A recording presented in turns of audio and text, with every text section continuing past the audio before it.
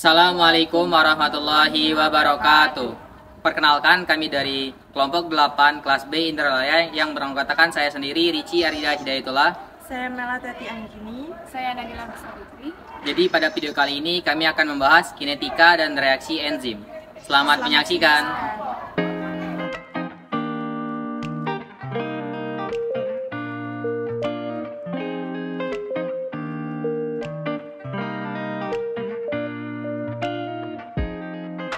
Enzim merupakan biomolekul protein yang berfungsi sebagai biokatalis, mengkatalisis reaksi yang terjadi pada makhluk hidup. Pada umumnya, reaksi yang terjadi di sel terjadi secara enzimatis. Enzim mengkatalisis reaksi kimia secara efisien dan selektif. Untuk menentukan laju reaksi enzim dan bagaimana reaksi enzim berubah per satuan waktu dikenal sebagai kinetika enzim. Faktor yang mempengaruhi laju reaksi yang dikatalisis oleh enzim adalah konsentrasi substrat atau dilambangkan dengan S. Kinetika enzim adalah penentuan laju reaksi enzim dan bagaimana reaksi enzim berubah per satuan waktu atau stadi reaksi kimia yang dikatalisis oleh enzim. Pada kinetika enzim, laju reaksi diukur dan dampak dari berbagai kondisi reaksi. Mempelajari kinetika enzim dalam hal ini dapat mengungkapkan mekanisme katalitik enzim, perannya dalam metabolisme, bagaimana aktivitasnya dikendalikan, dan bagaimana suatu obat atau agonis dapat menghambat sebuah enzim. Inhibisi enzim adalah proses di mana reaksi enzim dan substrat terhenti. Berhentinya reaksi suatu enzim dapat terjadi karena adanya molekul yang mengganggu proses reaksi antara enzim dan substrat, atau disebut juga sebagai inhibitor enzim atau penghambat enzim. Pada reaksi normal, enzim dan substrat akan berikatan pada sisi aktif enzim sehingga membentuk kompleks enzim substrat. Bentuk dan sifat substrat juga sisi aktif enzim mempengaruhi hasil spesifikasi enzim substrat. Ketika terjadi pengikatan antar enzim dan substrat, sisi aktif akan melakukan perubahan konformasi agar substrat berikatan secara optimal dengan enzim. Perubahan konformasi ini akan mengganggu kestabilan ikatan kimia di dalam substrat, sehingga menurunkan energi aktivasi. Hasil dari reaksi ini, substrat akan diubah menjadi suatu produk dengan cepat. Mekanisme inhibisi terhadap enzim pada dasarnya dibagi menjadi dua, yaitu inhibitor yang bekerja secara tidak dapat balik, irreversible, dan dapat balik, reversible. Inhibisi reversible dapat dibagi lagi menjadi kompetitif dan non-kompetitif. Adanya inhibitor menyebabkan enzim membutuhkan konsentrasi substrat yang lebih besar. Secara kinetika, inhibisi kompetitif dan inhibisi non-kompetitif dapat dijelaskan dengan mengukur laju kecepatan reaksi pada berbagai konsentrasi substrat dan juga inhibitor. Selain inhibisi irreversible dan reversible yang terbagi lagi menjadi kompetitif dan non-kompetitif, ada juga inhibisi campuran. Inhibisi campuran terjadi jika enzim memiliki lebih dari satu pusat aktif enzim. Inhibisi ini dapat bereaksi secara langsung dengan inhibitor membentuk kompleks enzim inhibitor atau EI, sehingga enzim dapat bereaksi langsung dengan substrat membentuk kompleks enzim substrat atau ES. Ketika substrat bereaksi dengan enzim membentuk kompleks ES, maka dihasilkan produk. Jika kompleks ES bereaksi dengan inhibitor membentuk enzim substrat inhibitor atau ESI, maka tidak menghasilkan produk. Adapun objek atau sampel yang kami amati pada proyek kali ini yaitu dapat dilihat pada video pembuatan roti menggunakan asam askorbat berikut. Salah satu contoh inhibitor enzim yang digunakan dalam proses industri adalah pada proses pembuatan roti.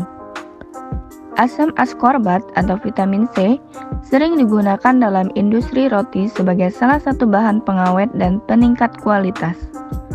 Dalam konteks ini, asam askorbat berfungsi sebagai inhibitor enzim amilase untuk mengontrol fermentasi pati oleh amilase. Berikut adalah cara kerja inhibitor asam askorbat dalam enzim amilase dalam pembuatan roti. 1. Proses fermentasi pati oleh amilase. 2. Penambahan asam askorbat. 3. Inhibisi aktivitas amilase. 4. Efek pH pada aktivitas amilase. Dan yang kelima, pengaruh terhadap kualitas roti. Pembahasan. Yang pertama yaitu proses fermentasi pati oleh amilase. Ketika tepung digunakan dalam proses pembuatan roti, pati di dalam tepung merupakan substrat utama bagi enzim amilase. Amilase sendiri adalah enzim yang bertanggung jawab untuk menghidrolisis pati menjadi gula-gula sederhana seperti glukosa. Ini adalah langkah awal dalam proses fermentasi yang menghasilkan gas karbon dioksida atau CO2 yang membentuk roti sehingga mengembang. Selanjutnya, proses penambahan asam askorbat. Dalam proses pembuatan roti, asam askorbat ditambahkan ke dalam adonan roti sebagai bahan tambahan. Asam askorbat berfungsi sebagai inhibitor enzim amilase. Selanjutnya yaitu inhibisi aktivitas amilase. Asam askorbat bekerja dengan menghambat atau memperlambat aktivitas enzim amilase. Ini terjadi karena asam askorbat mengubah lingkungan pH dalam adonan roti. Asam askorbat adalah asam lemah yang dapat menurunkan pH di dalam adonan sehingga membuatnya lebih asam. Proses berikutnya yaitu efek pH pada aktivitas amilase. Enzim amilase memiliki pH optimumnya sendiri, di mana ia bekerja paling efisien. Dengan menurunkan pH adonan, asam askorbat menggeser pH lingkungan menuju pH yang kurang optimal bagi amilase. Sebagai hasilnya, aktivitas amilase terhambat dan hidrolisis pati menjadi gula-gula sederhana melambat. Dan proses terakhir yaitu pengaruh terhadap kualitas roti. Penggunaan asam askorbat dalam roti dapat memiliki beberapa manfaat. Pertama, itu membantu mengendalikan fermentasi pati sehingga roti tidak mengembang terlalu cepat atau terlalu banyak, yang dapat menghasilkan tekstur roti yang lebih baik. Kedua, asam askorbat berperan sebagai antioksidan yang membantu menjaga kesegaran dan warna roti dengan menghambat oksidasi lipid. Jadi, asam askorbat dalam pembuatan roti bekerja sebagai inhibitor enzim amilase dengan mengubah pH lingkungan adonan roti, menghambat aktivitas amilase, dan mengendalikan fermentasi pati. Hal ini berkontribusi pada pembuatan roti yang lebih baik dan lebih tahan lama. Kesimpulan, enzim merupakan biomolekul protein yang berfungsi sebagai biokatalis, mengkatalisis reaksi yang terjadi pada makhluk hidup. Untuk menentukan laju reaksi enzim dan bagaimana reaksi enzim berubah persatuan waktu dikenal sebagai kinetika enzim. Dalam membahas enzim, kita juga akan mengenal terkait inhibisi enzim.